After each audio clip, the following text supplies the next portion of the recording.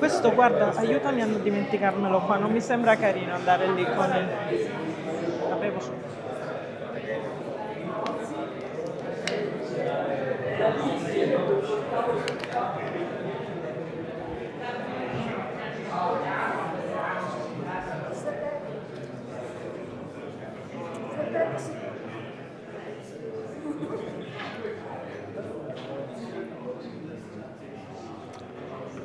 Okay.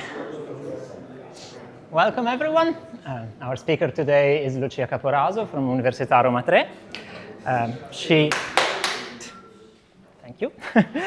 She received her PhD from Harvard University in 1993 and has been a full professor of mathematics at Università Roma Tre since 2001. Her research lies in algebraic and arithmetic geometry, with particularly significant contributions to the theory of algebraic curves, moduli spaces, and their compactifications, and their connections with tropical geometry. She has received numerous national and international distinctions, including the Umi Bartolozzi Prize in 1997, and has been invited to speak at several major conferences, including the European Congress of Mathematics in 1996 and the International Congress of Mathematicians in 2018. We're very happy to have you here today for your talk entitled Riemann Surfaces and Their Moduli, Overview and Applications. Thank you, Lucia. Thank you very much for the nice introduction, and thank you for the invitation. So when I got this invitation, very welcome invitation to give a colloquium here, I proposed to the organizers to give a talk to somehow honor the bicentenary of Riemann's birth. Riemann was born in 1826, and so this is 200 years after his birth. And I worked on moduli spaces throughout my career, so I thought of giving an overview of moduli spaces of Riemann surfaces, starting from Riemann's contribution. And also I'd like to give some applications of moduli theory to areas that are not properly algebraic geometry, to give you an idea of how broad of the breadth of applications the moduli theory of Riemann surfaces can have. I'm preparing the talk, I realized that I was leaving out many things, many things. And so I thought I'd say that right away, because I have chosen three fields to give applications, but there might have been many more that I left out, and so I just wanted to say that. Also, because of the type of talk I will give, I've decided to use slides instead of chalk, because I will show you some pictures that I think deserve to be here. Okay? So now let me begin. So this is a colloquium, so I will be elementary for most of it, maybe not all of it, but most of it. So I apologize for those who will perhaps feel bored at the beginning, because I will begin by speaking about Riemann surfaces. And what do I mean by Riemann surfaces? I will tell you in a moment. Riemann is famous for having defined varieties, manifolds,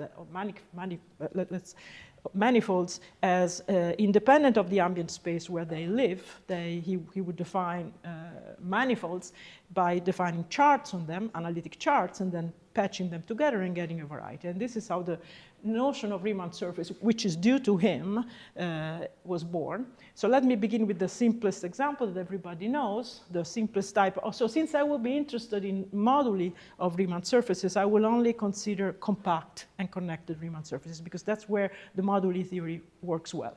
Okay, so I will not mention that anymore, but my surfaces will always be compact and connected. So the Riemann sphere is the simplest example. So what is it? Well, topologically, it's just a sphere. It's just S2. And here I gave you the equations in R3 so that you immediately get an idea that there is some algebraic geometry to it, because it can be given by the zero locus of a polynomial. So it has more structure than just a topological surface when you think about it. Okay? And now we all know that the sphere has first Betti number equal to 0, which is, in this case, is equal to the genus. As I mentioned, as I told the organizers, I was very happy to do this in Pisa, because as I learned, learning about Riemann this year, he had a very tight connection to Pisa. And he was a very good friend of Enrico Betti. And I want to say something about that. So Betti numbers were invented by Betti, but inspired by Riemann, by his collaboration, friendship with Bernhard Riemann, who, you might know, did not live long. he only lived less than 40 years, was only 3 years younger than Betti. So actually, I think you had a celebration for Betti's bicentenary a few years ago, which is exactly when he was born. So anyway, so this is a Riemann sphere. This is the simplest type of Riemann surface, the topological type of Riemann surface. The general type is the following. So for a topological surface to admit an analytic structure, the surface has to be orientable. So the first Betti number has to be even, and you have the possibility of placing an analytic structure on any Riemann, on any orientable surface of any genus. This is something that Riemann discovered in 1857. And so here are two pictures very well known to you. This is the torus, genus 1, and then a surface, a general torus with G holes. And if, for those of you who don't remember, the Betti number of a topological space plus some, not any topological space, but all the topological spaces that we will see here, the first Betti number is just the rank of the abelian group of the H1. The pointer is not working. I'm not surprised. I have a very bad karma with technology, so no worry about it. So this is the definition of the first Betti number. Okay, now... you have a stick there, just behind you. It's okay, it works. Okay, anyways, this was the definition of the first Betti number of a topological space. So it's just the rank of that abelian group. So as I was saying, the Betti number were invented by Betti. Actually, Poincaré called them Betti number, not Betti himself. I want to give you, just because I love them, two little samples of the friendship between Riemann and Betti. So this is the main reason why I want to use slides. So I'll show you two things. The first one is a mathematical letter from Riemann to Betti. This has been published, you see, in the Annali di Matematica. The letter is written in Italian. I don't want to get into the mathematics of the letter. This is the first page and the last page. And the reason why I wanted that is that I was very somehow touched by the way Riemann addresses himself to Betti. Forget the Italian. He was fluent in Italian, this is clear. But he begins the letter. This is a mathematical letter. I'm skipping all the middle pages. With carissimo amico, dearest friend. This is very nice. But it is even nicer how he finishes the letter. Vostro affezionatissimo amico Riemann. I thought this was very nice. This gives you an idea of what kind of relationship there was. And this is in 1864. So this is 2 years before Riemann's death. And then the second one is a personal letter that impressed me quite a lot. And this is a personal letter from Riemann to Betti. Same year, again in Italian. And the thing is that Betti, 3 years senior of Riemann, had problems with his feet. He had some kind of illness and had to travel to Torino. And in that letter, Riemann offers his friend his boots. His boots, because his boots are warm and comfortable. And then in that letter, which I translated, you can read the Italian, it's much better. He offers the boots and says that they're very comfortable and you can have a better life. I thought this was very nice. It really impressed me, so I wanted to share it with you. Okay, so it was not just a collaboration of mathematicians, but also a true friendship.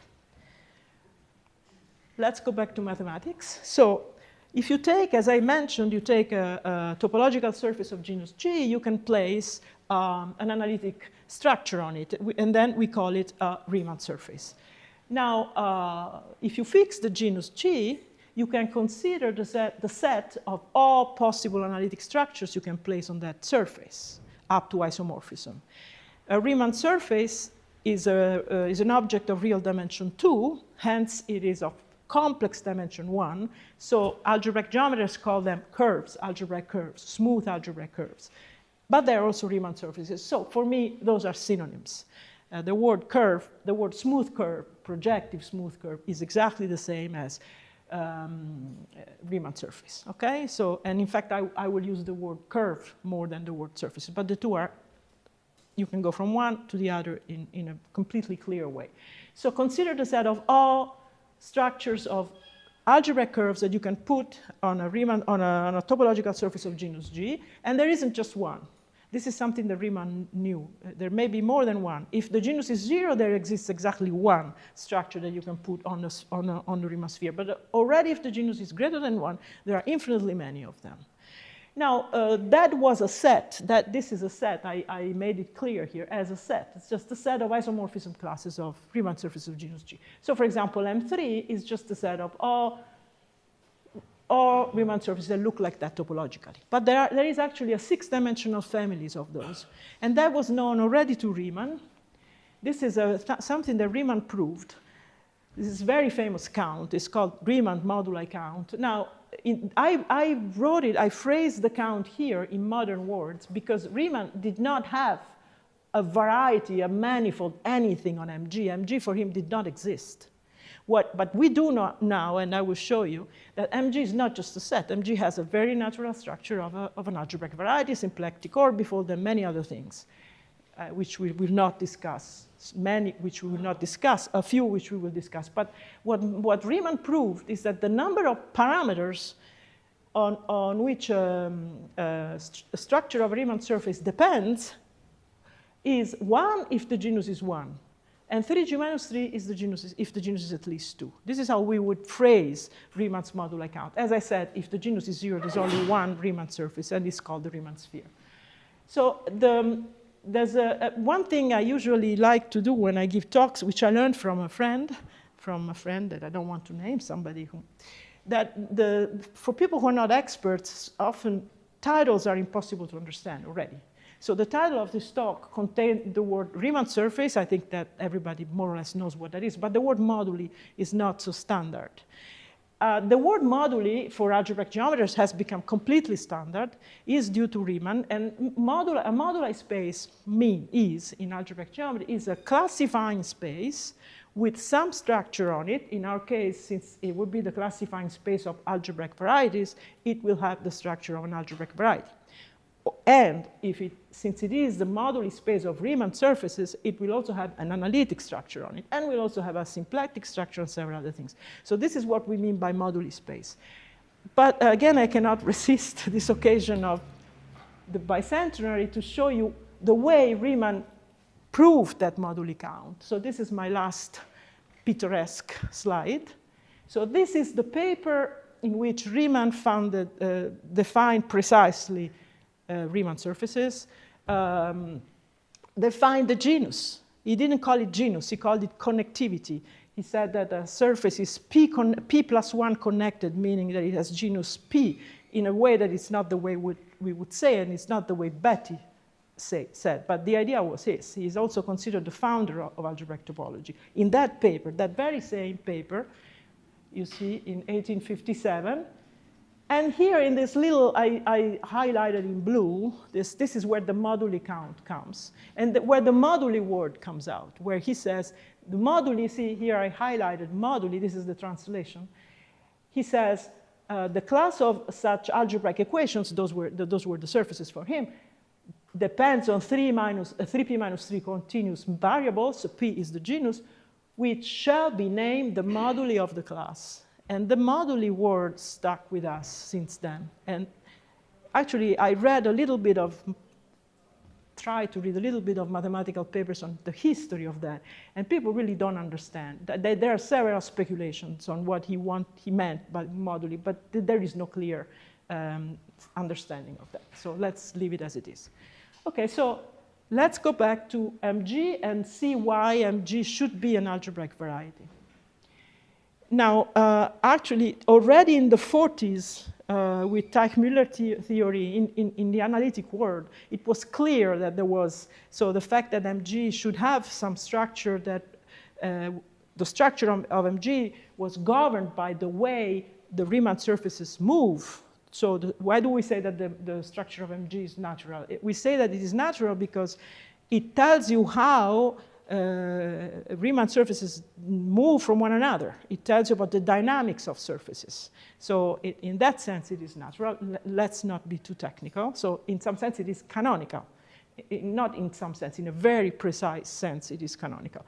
But it took algebraic geometry to make that really precise. And that happened in the 60s with Mumford, where he proceeded as follows. I just want to give you a small sketch. This was a true breakthrough in the last century's mathematics. So we have a Riemann surface of genus G. You see, I use the word C because I think of it as a curve, C. And as I said, this is an abstract thing. It lives wherever it wants to live. There is no ambient space. And now, for technical reasons that I don't want to get into, let us assume that the genus is at least 2. Otherwise, we need a special treatment for genus 1. I don't want to get into that. Now, if the genus is at least 2, the dual of the tangent bundle, which is called the canonical bundle, it is exactly the same as the cotangent bundle, but it is so important in algebraic geometry that we call it canonical, okay?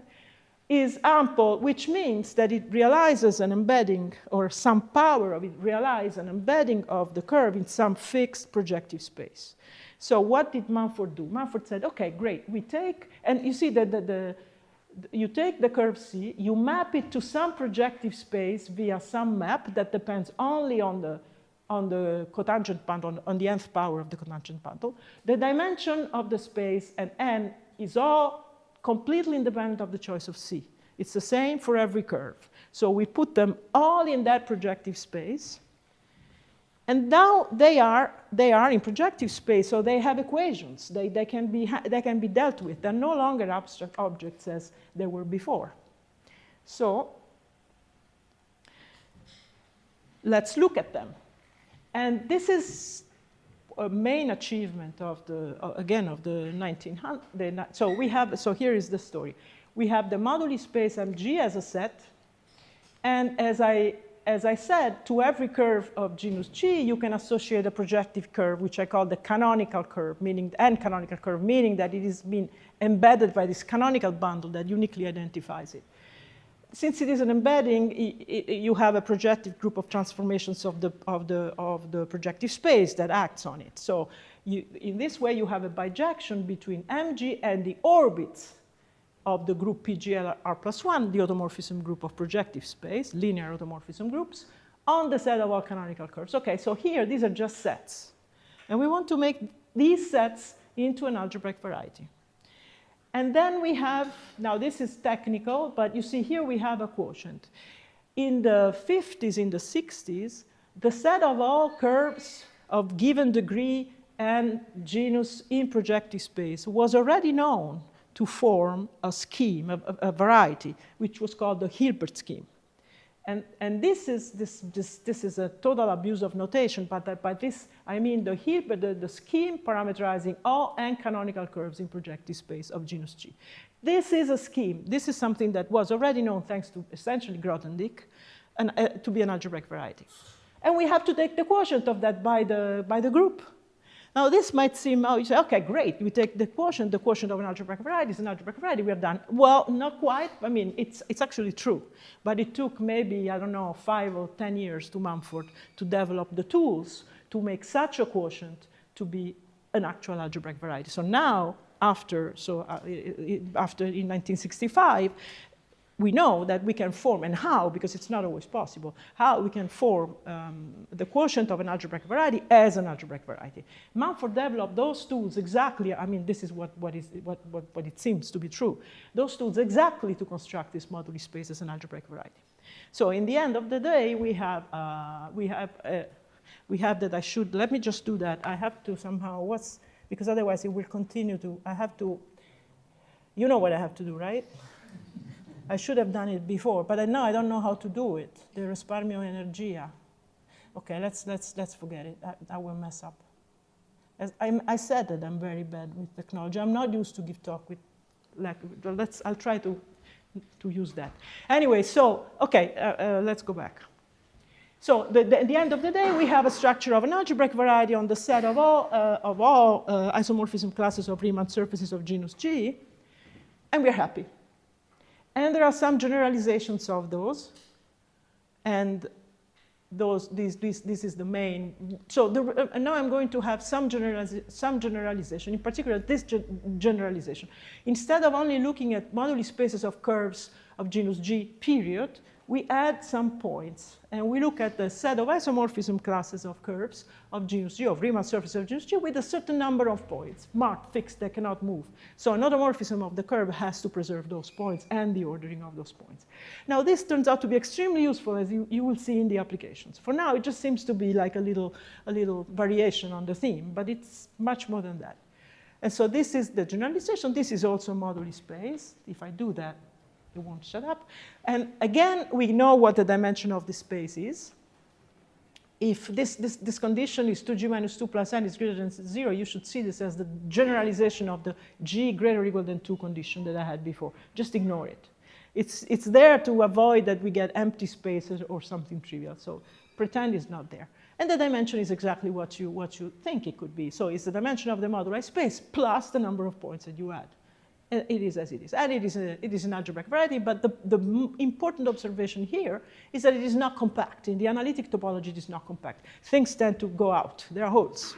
Okay, so you have arcs that do not have limits in that space. In algebraic geometry, we say it is not projective. And this is not good, of course, this is not good. It's not good to work with, I mean, for applications, it's much better to have projective, compact spaces. You work better with that. So we want to, let me explain, though, why this is not compact. This is not compact. Why? Well, for example, here is a Riemann surface of genus 1. You can take a loop, a non-contractible loop. I mean, not contractible. See, yes, it is non-contractible, but it's the wrong word for the moment because I want to contract that. I meant not homotopically trivial. Okay, so this is a loop that is not homotopically trivial. We make it smaller and smaller, and we arrive at this guy over here, which is certainly not a Riemann surface. Okay, so this is the first type of degeneration that shows you that the moduli space cannot possibly be compact because it's very natural to have such families of curves, and this is certainly not a point in MG, or in MG1, because this is the case of genus 1 with 1 point. Also, with no marked points, we have the same problem here, and we have also different type of degeneration. So this is a Riemann surface of genus 2. This is a loop, not homotopically trivial. You contract it, and you get something that is not a Riemann surface. So there's no way the moduli space will not be compact. We need to compactify it, and this has been done. This has been done a little later. I forgot to put the, no, I did. So this has been done between the end of the 60s and the beginning of the 80s. We compactify this space by constructing a new moduli space that is, again, a classifying space for certain geometric objects. And these geometric objects are just certain singular curves. In fact, it turns out to suffice to add only the simplest type of singular curves, plus some small conditions that I wrote here, and this is technical, this is mainly for the experts. So we consider, instead of considering the moduli space of smooth curves with n marked points, we consider the moduli space of so-called stable curves. These are curves with n marked points, and they have to be smooth points of the curve. The curve is no longer required to be smooth, but it can have nodal singularities. So locally xy equal t, the simplest type of singularity. Plus, we need a condition. Remember, this was the cotangent bundle, the canonical bundle that we need. Remember that in the previous slide, I told you that if the genus is at least 2, this guy is ample. This is a technical condition that enables you to do a lot of things. And we need to require the same for stable curves. And we need this adding the points because of technical reasons. Just sounds reasonable. Of course, I'm not expecting the non-experts to understand that. But I think everybody can appreciate that this is a simple definition. And I'm not making it any shorter. This is the technical definition. It's not that because of the colloquium I'm cutting out things. No, this is the precise definition. So it's not so bad, okay? So they have a moduli space, stable curves. And here is the summary of all the moduli spaces we encountered so far. The first one is the moduli space of Riemann surface of genus G. Then we have its generalization, adding marked points. The first two are not compact, with some trivial exceptions that we don't even want to look at. And we compactify them with this new moduli space, which is a compact, a projective algebraic variety. So this is nice. And it is irreducible. It contains the moduli space of smooth guys as a dense open subset, and everything works out very nicely. And I want now to put some, so I said it's very useful to consider all, not just MG, but all the MGN at the same time. And let me just show you some diagram. We have natural maps. These are called tautological maps. So in this is not supposed to be understood in details. It's just supposed to give you the feeling that these moduli spaces are connected to one another by tautological maps. Let's just focus on one, perhaps the simplest one. Let's look at this at this one. So here we have the moduli spaces of Riemann surfaces of genus G with n plus 1 marked points. And this maps goes to the moduli space of Riemann surfaces of the same genus with one fewer point. So it is quite clear that this map is the map that forgets one point. So in that sense, it's completely tautological. Then you might do some things that are a little more complicated, and you can somehow, if you want, just try to guess what these other two maps are. I will leave it to you as an exercise. The main point is that they are all connected to one another. They form a gigantic diagram, and that's very useful. I hope I'll show you that soon. Don't remember when. There it is. This is one. So this is the first of essentially three applications or digressions that I want to do on moduli spaces.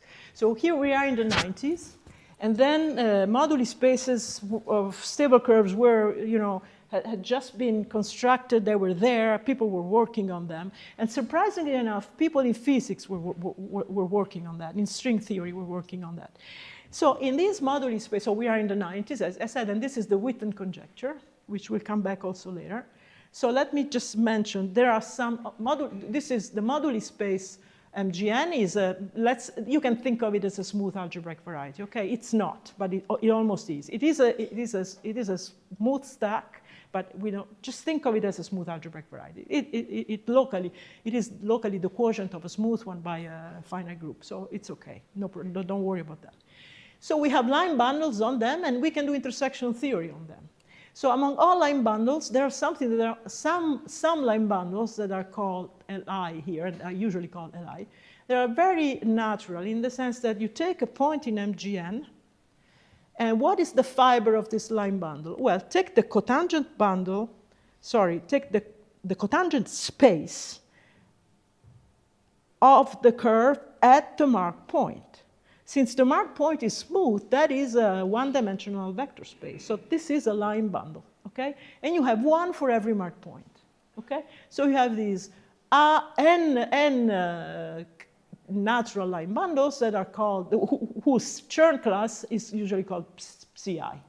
So it's the cotangent bundle at the marked point. It's very natural. I mean, if you try and think of natural line bundle on MGN bar, you will probably come up with that. And now, since, as I said, you can do intersection theory on the moduli space, you can intersect them. We can produce numbers by intersecting these guys, provided that you have the right number adding up to, to get a number. If you don't get a number, you put it equal to 0. Otherwise, it's a rational number. So these are intersection numbers, and this notation is very, very condensed. But the fact that you can have such a condensed notation says something, says that this is really there is a way in fact, of constructing a generating function.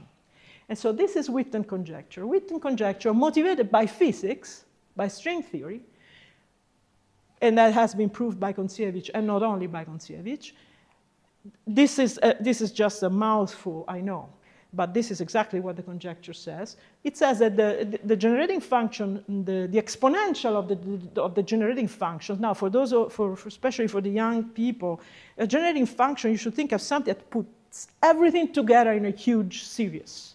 Put all those numbers together in a formal series, and miraculously, sometimes these generating functions tell you things, as it is the case in this situation, because Witten conjectures that the generating function of this, or the tau function, or whatever you want to call it, or anything, as I said, this is a mouthful.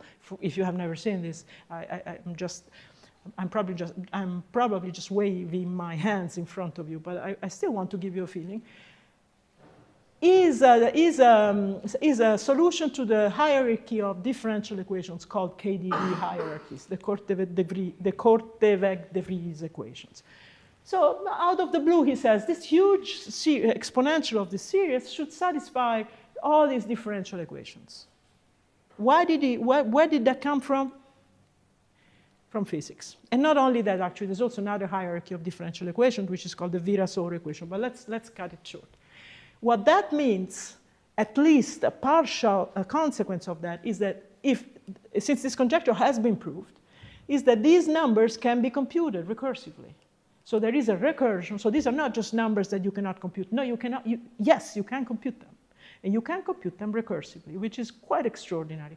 And again, the fact that matters is that you see all these spaces at the same time with those maps that I showed you before, the ones, the three tautological maps, okay? End of the first digression. Okay, now we go to our millennium. Yes. Now, more recently, after combinatorial aspects of the theory became more and more important. There are essentially two reasons, at least two reasons. The first is that people were studying also not just curves, but Jacobians of the curves, compactified Jacobians of the curves. Whatever they are a very important object, and their geometries has strong combinatorial features. So people were very much interested into the combinatorial side because of that, and that's one side. The other one is completely unrelated, is that during those years, there was the coming up of tropical geometry. Tropical geometry has a strong combinatorial counterpart, and it was blooming at the time, I remember. And combinatorial geometry, tropical geometry, as you will see, is tightly connected to this situation. So the combinatorial aspects that were already known, it's not that they were not known, but they had just not been studied before. Degli and Mumford, when they invented stable curves, they did know that, as I wrote here, to every stable curve, you see, of genus G, can associate a graph, a dual graph. I will tell you what that is in a moment. This is not new. This was already known to Degli and Mumford. And not only, it was also studied up to a certain point, but after the year 2000, there was a much more interested in that, and so people studied that. So let me bore you 5 minutes with the definition of the stable graph, of the dual graph, so that you see it. So here we have a stable curve. This is a stable curve. You see, this has genus 3 if you think about it, because it has one component that is, genus 2 if you think about it. This has one component of genus 1, and then here we have, this is a sphere where you glue the point. So this is a genus 2 stable curve, believe me. And this is the dual graph, because the dual graph works as follows. For every irreducible component, you get a vertex. The vertices of the dual graph are the components of the curve. The weight of every vertex has a weight, and the weight is just the genus of the corresponding curve, the geometric genus, or the genus of the normalization. So the first vertex has genus 0, and the second has genus 1. You have one edge for every node. So we have, this is a node, and this is the node. No, sorry, this node here corresponds to this loop, and this node here corresponds to this. And then for every marked point, you have a leg. So here we have a point P1, and here we have a leg. And the genus of the graph is the first Betti number of the graph by definition, and it is equal to the genus of the curve. Okay, so everything works nicely. Okay, so this is there. And now it turns out that the set, and here we are now in recent times, it's very clear that the set of, so not all graphs can be dual graphs of stable curves. Only those that are called stable graphs. And that is the definition. Weight 0 vertices have to have degree at least 3. Believe me, that's what it is. So this is a set, but it is also a poset. It's a finite poset in the sense that there is a natural or partial order on it. And here is the poset structure for the genus 2. You see here I drew all the graphs of genus 2. These are all of them, stable ones. And the poset structures goes by contracting one edge. Every time you contract one edge, starting from the bottom ones, you contract one edge, you get either this graph or this graph. With the understanding that when you contract a loop, like from here to here, if you contract this loop, whenever you contract a loop, you have to add a +1 to the weight of the corresponding component. So since here we have a component of genus 0, yes, the convention is that when you put a circle, it means that the genus is 0. I should have written that, I didn't. So this is genus 0, you contract this loop, you get the loop disappears, but the weight goes up by 1, etc., etc. So this is the poset structure of G2. of G2, 0, so the poset of stable graphs of genus 2. There are only finitely many, and this is a poset. And why am I telling you this? Because this also governs the stratification of the moduli space of curves, of stable curves. In that one proves that, so this is the moduli space of stable curves is clearly stratified by looking at curves having a fixed dual graph as graph, and that's okay. But this poset structure reflects the partial order on the strata that's given by inclusion of closures. So there is something more than just a partition in sets. There is a structure. This is something that we understood more recently. It's not deep, but it's there, okay? And now we look at tropical curves. So I said so here is where tropical geometry comes out, because what is a tropical curve? A tropical curve is just a metric graph that is a graph, as before, plus a length on the edges. This is an abstract tropical curve. So you take a graph, and the only additional structure is that you put a length on every edge, and the length has to be a positive real number, so it's a metric space. And now tropical curves can be given, have a moduli space. This has been constructed. Michalkin did it for genus 0, and there it is, the moduli space of tropical curves of genus G. The genus is the genus of the graph with Denmark points. Is a non-compact orbifold of dimension, guess what? The same as the dimension of the moduli space, exactly the same dimension. And this was done by Michalkin for genus 0, and then by Branetti Meloviviani for all G, and then I did not only the pointed case, but I actually compactified that because this is not compact. It's clear that it is not compact. It is not compact because you can have the edge, the length of an edge go to infinity, so it's obviously not compact. And you need to compactify it. Well, you compactify it in the simplest possible way, which turns out to work. And that is you allow the length to have length equal to infinity, and you give it the right topology. So you have a moduli space of so-called extended tropical curves, where the word extended means that some edges can have length equal to plus infinity. And it's a moduli space of the same dimension as it's a moduli space in the sense that it parameterizes in one-to-one. Its points are in bijection with isomorphism classes of tropical curves. It is a real orbifold. That is the quotient, not exactly, yeah, it is locally the quotient of a 3G minus 3 plus n Euclidean space modulo finite group. And it has a stratification that is very reminiscent of what happens for the moduli space of stable curves, which is something that was there, and we were looking at it thinking that there must have been some way to explain that. Why do these two moduli spaces are so similar? I mean, they seem to be related in many ways. Okay, and then let me say something else. So let me just do the whole thing here, otherwise. Okay, so in this picture, I'm trying to explain how I mentioned, I don't know how clearly I did that, but I mentioned that the poset structure on graphs is given by contracting the edges. Now, that purely combinatorial operation, when you put it in the context of tropical curves, becomes a completely geometrical operation, because you have an edge, you have the length of the edge the edge of the length goes to 0, and so you have a family, and this is the family. So here in this family, I'm having the length of this loop go to 0. So this is a family of tropical curves that specializes to this. This is precisely the same one that I had before. I've chosen it on purpose, so it's not a new one. It's the same as before. Okay, so in the moduli space of tropical curves, you have a family of tropical curves. This loop, the length of this loop goes to 0, and you end up with this curve. Fine. What does that correspond to in terms of algebraic curves? And the correspondence is, in fact, is precise, is one-to-one.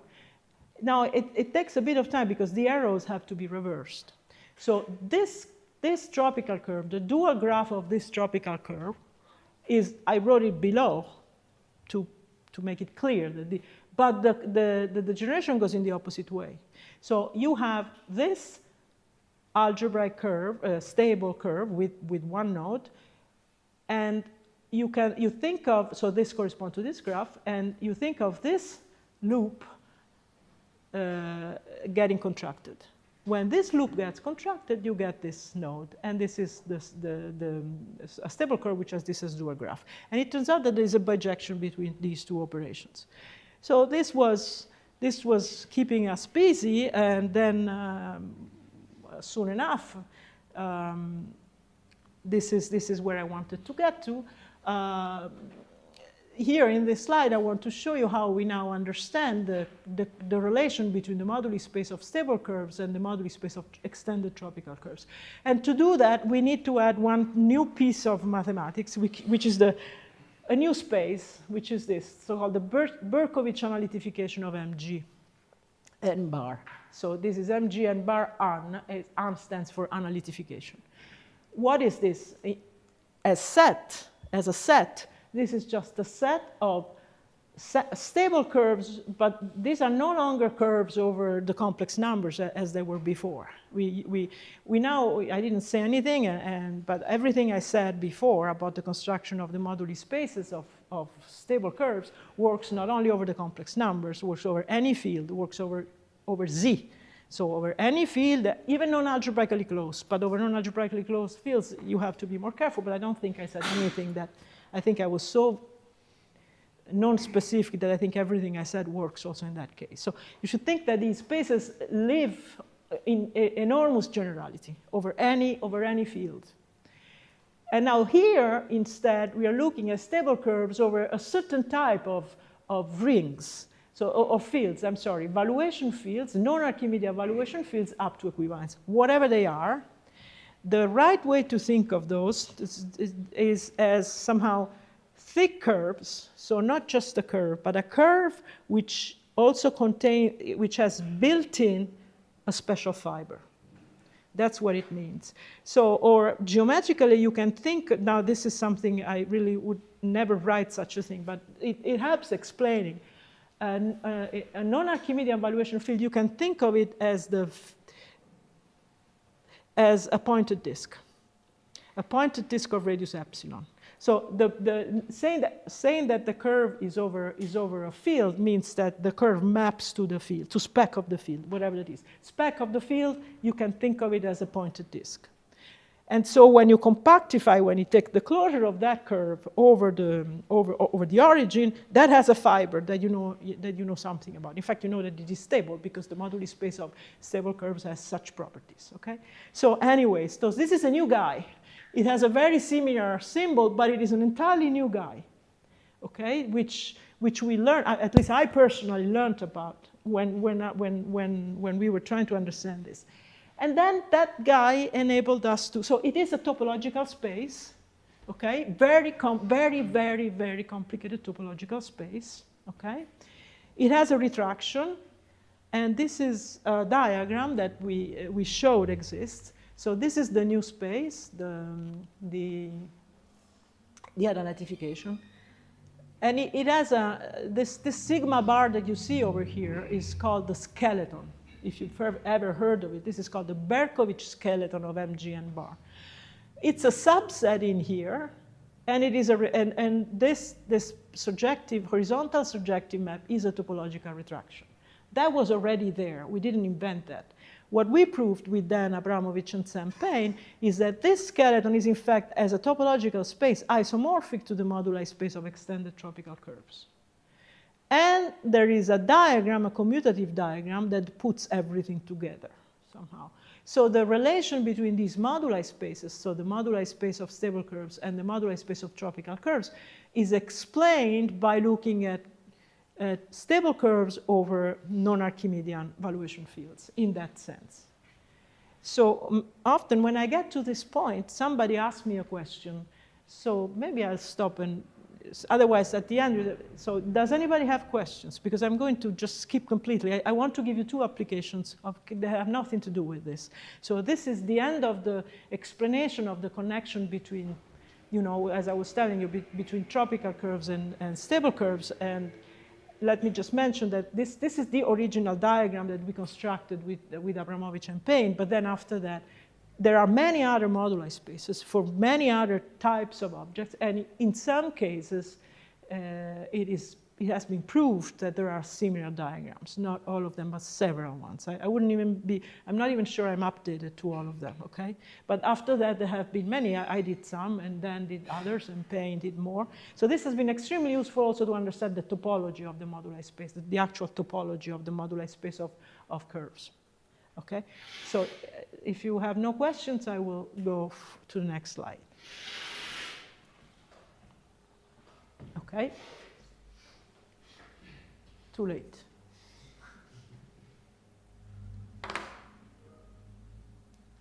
Okay, so I said I wanted to give you two applications that are not in algebraic geometry.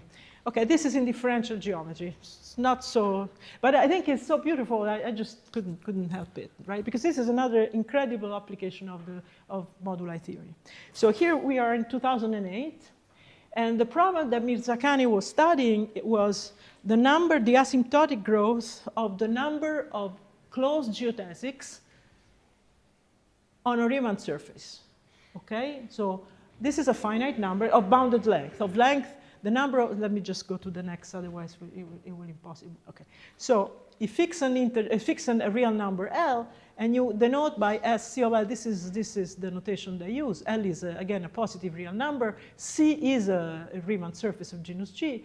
And this is the number of simple, meaning that they do not cross each other, simple closed geodesics of length at most L on C, okay?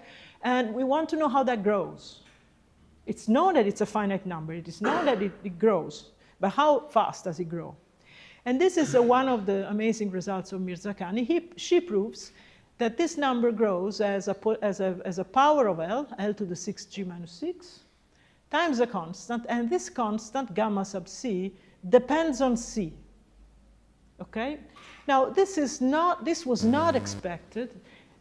Because you can ask the same question without the condition that the geodesics be simple.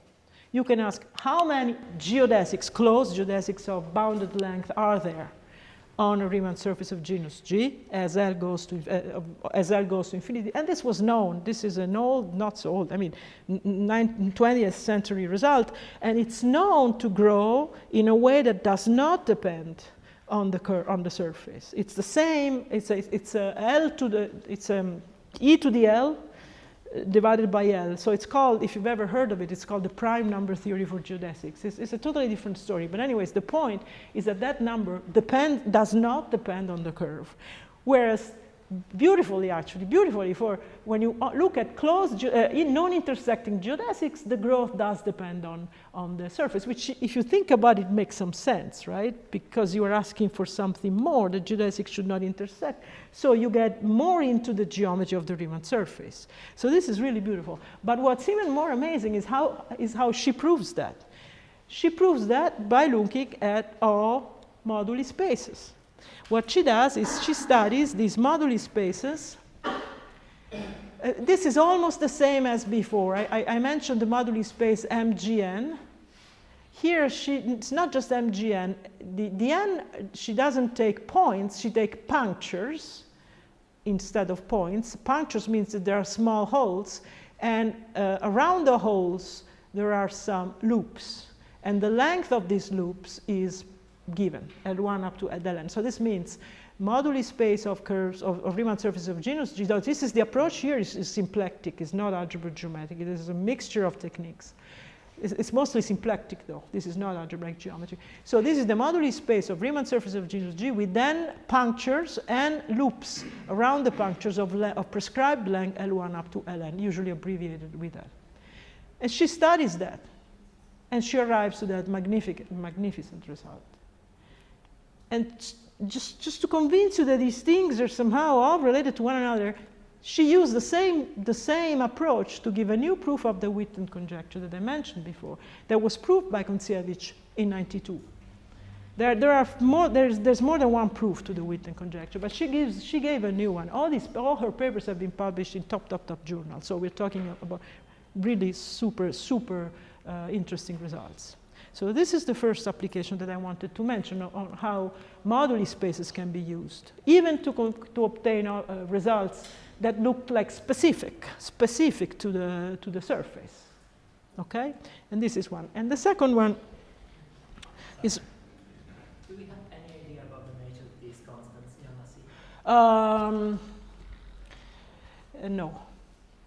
I actually don't think so, but I'm not sure. I have to look it up. I'm not sure. I'm not sure. For example, would they vary continuously? I probably should be able to answer that, but right now I'm not sure. I'm not sure. I'd rather not say anything wrong. Okay? Other questions? Okay, now a completely different thing that is a bit more recent, and this has to do with the number of rational points. The number of rational points on a Riemann surface of genus G defined over the rational numbers or over any. So this is just a way of explaining. So I didn't say that, but Riemann surfaces are very interesting from several points of view. I think this is clear from the analytic point of view, from the geometric point of view, but also from the arithmetic point of view. And the rational points on a Riemann surface are a very mysterious object. If the Riemann surface is defined over a number field, not just over the complex numbers, okay? So we know that if you take a curve of genus at least 2, which I think, I did write it, we know that the set of rational points K is any number field is finite. This was proved by Faltings in 82. But we don't know how that number grows.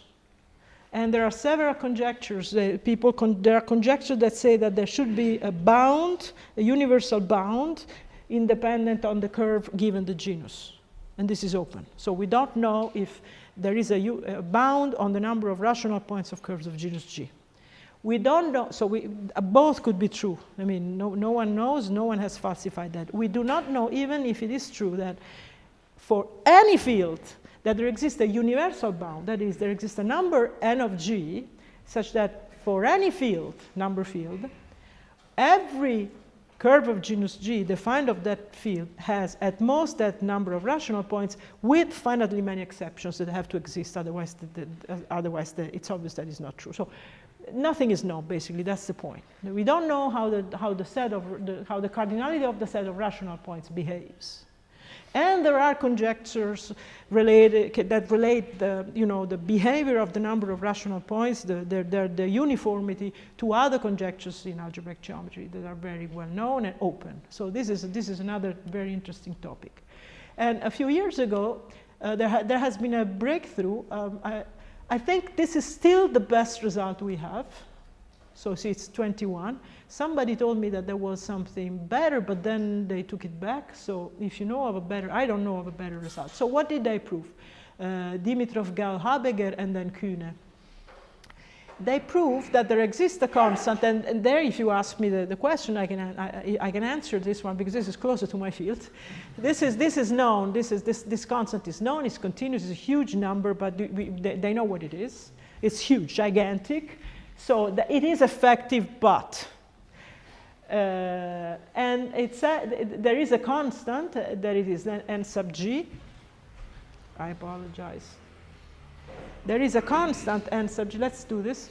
There is a constant n sub G. No, this was stupid. Such that the number of these points is at most n sub G raised to the power 1 plus rho of C, where rho of C is the rank of the Mordell-Weil group. So this Jack C of K is the set of K rational points of the Jacobian. This is well known because of the Mordell-Weil theorem to be a group of finite rank. So it has a rank, and that's what it is, rho C. So this bound still has C here. So it's still not telling you whether this number depends or not on the curve, but it is an extraordinary result. So this is the first time that one has some feeling on the number of rational points. And again, you know now what I'm going to say. How do they prove this? They used moduli theory, and this was the last thing I wanted to say. The main tools in their paper. So they use moduli spaces of curves of genus G. And now here there are moduli spaces that I have not mentioned before, but I did say that there are other moduli spaces that are there, not just for curves. We have moduli spaces for abelian varieties. So this is the moduli space of abelian varieties of genus G. And the map from MG to AG is the map that associates to a curve its polarized Jacobian, also known as the Torelli map. This CG is the universal curve over MG, which we pretend it exists, although it's slightly inappropriate, but let's do it. So this is also moduli space. This is the moduli space. This is the I remember when I mentioned this when I was talking about combinatorial aspects. I said that the interest in combinatorial aspects was also known. Was also, you know, was stimulated by because we wanted to understand this space and its compactification. This is the universal Jacobian over the moduli space of curves. So the fiber over every curve is its Jacobian. And this is a very beautiful object, and its compactifications are very interesting. AG is the moduli space I already said of abelian varieties, and UG is the universal family of abelian varieties, just as CG is the universal family of curves. This diagram, I copied it, it's exactly almost copied from the paper of these three. And it's maybe at page 10. So they based all of their proof, all of their argument, by transferring to this diagram. This is a huge piece of work with, you know, there are contributions of Corvaya-Zanier, there's a lot of mathematics, but they are able to put on this diagram, make on this diagram, bring to this diagram the method of Vojta. Vojta has one of the proofs of the Falting's theorem on the finiteness of rational points. Not the first, but one of them. So they somehow are able to put it in here and make it work. I mean, make it work, obtain this result. Okay? So this was the last application that I wanted to give you. This has a more arithmetic flavor than an algebra geometric flavor. Clearly things are related, but I think I'll stop here. Thank you.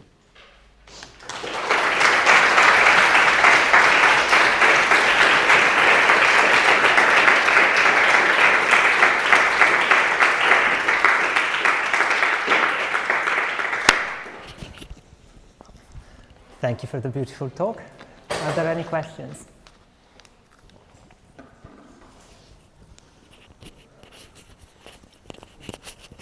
Since nobody else, right? Okay. So, can you go back to the number of the result of Mirza-Khan?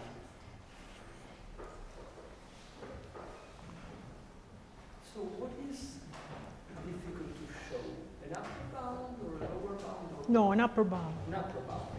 So this means that there is a way of seeing that there is a certain number of geodesics, and the problem is that there are no more than those. Yes. Up to an order. Yeah. But it's actually also interesting to establish lower bounds, but this is the case. Okay. So this means that if I double L, roughly, in the case of that surface, so G is 2, if I double L, the number of geodesics is multiplied Grows. by 2 to the 6. Somehow, yes. And is there a way to see that this is natural? No. I mean, not to show that it's nothing more than that. That's the difficult part. I thought I don't know. I thought about that. How to give an heuristic explanation of that result. This is what you're asking. I am not able to do that. But it's certainly a very natural question. If I had one, I would have given it. But no, it's true. I thought of that. So why should that grow like that? But no, I don't know. There might be, but I don't know. I don't see it. But it's certainly a very natural question. But like, why should there be 3G minus 3 dimension 3G minus? How did Riemann guess that? Right? I asked that question to myself. That was the other question. Yes, I don't know how to answer that. No. The way Riemann proved it is, I can tell you how he proved it, if that was the other question. Yeah, that was the other question. Okay, then he was looking at surfaces not as we do. That's not how he would ever draw. There is no picture like that, or like the ones with no holes and no punctures in Riemann. For him, Riemann surfaces were finite coverings of the plane. And he used them to understand multi-valued functions, for example, the logarithm or the square root and end root. Since those are multi-valued functions, he wanted to understand those. And so then he came up because of that with the idea of Riemann surface. But for him, the way he studied Riemann surfaces is by looking at them as branch covers of the plane. And so he was computing the number of branch points. In that paper, he not only does he define Riemann surfaces, but also he begins to establish Riemann-Roch theorem somehow. So he knew that he could bound from below the numbers, so the space of global sections of a certain line bundle. He had Riemann-Hurwitz formula, so he could compute the branching divisor. And if you look at the thing that I showed you, let me just maybe. The one with the Riemann paper, he actually counts the number of branch points. And he counts also the number, this is not clear, it took me a long time to understand those 2 pages. But basically he counts the number of, the dimension of the space of of divisors of a certain degree. Basically he counts the number of mappings of a certain degree of the Riemann surfaces to C2. He knows how many there are approximately. And then for every map, he counts the number of branch points and does the computation, and he arrives at 3p minus 3. But it's not at all obvious. So the quick answer to your question is by counting branch points and linear series on a curve. But this gives easily a lower bound? No, this is an upper bound. No, this is an exact bound. What is the because Riemann also proved that once you have the branch points, once you have the branch points on C2 and you fix the ramification, you only have finitely many coverings with that profile. This is also something Riemann proved. So there's a lot of Riemann results in that computation. All in that paper, by the way, in one paper, and it's not even a long paper. That's really extraordinary. See what he says? Look, the remaining 3 minus 3 branch points in these systems of similarly branching mu-valued functions, those are the mu-valued functions, that is the multi-valued functions, blah, blah, blah, can therefore assume, so there are a certain number of branch points that are bounded. They're there, you cannot move them. But the other 3p minus 3 can move freely. And that's what gives you the moduli 3p minus 3. This is his count. And you see the connectivity 2p plus 1, that's the genus. This is the genus plus 1. He doesn't use the word genus. He used the words connectivity. So for him, a sphere is one connected.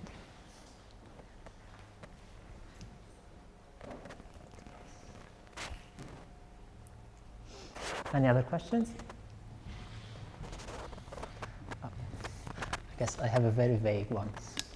I've always been confused by the special role of the real numbers somehow in Berkovich theory. So why do real trees show up specifically? Say again? Well, when you do this Berkovich space construction, which I don't understand at all, you're somehow taking into account all valued fields. Yes. But then somehow the real numbers have a special role. The real numbers. Because yes. The valuations take values in R. Okay. So he looked at all valuation fields, but with values in R. Okay. And it's exact values in R, and the ring of integers is the set of where the valuation is non-negative. No, sorry, yes, non-negative, correct. And then the length. So the value of the functions give you the length of the tropical curve. So, okay, in Berkovich, the real number have which I'm not an expert of. In Berkovich theory, which is highly analytic, real numbers come up because he looks at valuation fields with value field the real numbers, okay. And that's the simple answer. Okay, nice. That's the quick answer to your question.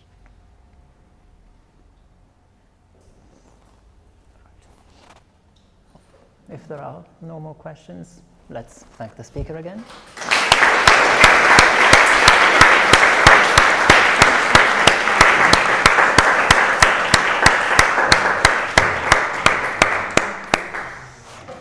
E lo saprete tutti, ma c'è un rinfresco subito qui fuori.